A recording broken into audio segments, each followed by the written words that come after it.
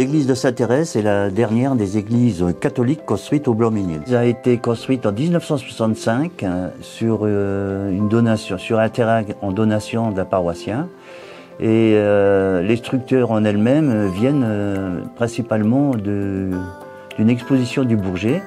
Et c'est les aéroports du Bourget qui ont fait don de cette structure au diocèse pour enfin construire une église dans le sud de la ville, afin de permettre aux habitants d'avoir un lieu de culte.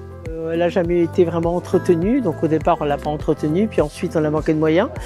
Et puis on est arrivé à un stade où il y avait vraiment beaucoup de fissures, la toiture était complètement abîmée, on avait dû la bâcher il y a 5 ans, on ne trouvait toujours pas les fonds. Et puis finalement on a, avec l'aide des chantiers du Cardinal, qui sont des dons parisiens, qui ont financé 50% du projet, merci à eux. Le diocèse a mis également la somme qu'il fallait pour pouvoir y arriver. Notre objectif, c'était de lui redonner une seconde jeunesse. Donc typiquement, on a retravaillé les façades,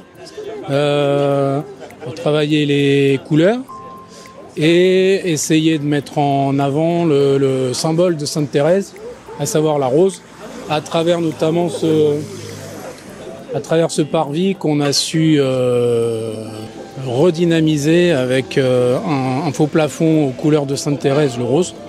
Après 6 mois de travaux en 2024, elle a rouvert ses portes cet hiver, juste avant Noël et son 60e anniversaire d'existence dans le quartier sud. Elle fait partie du patrimoine culturel et immobilier de la ville de Blanc-Ménil, qui est donc chargé de contrôler tous les éléments de sécurité, ce que nous avons fait dernièrement au mois de décembre. Grâce à nos caméras de vidéoprotection, nous sécurisons toute la commune, y compris les abords des édifices religieux, qu'il s'agisse d'une église, d'une mosquée, d'une synagogue ou d'un temple.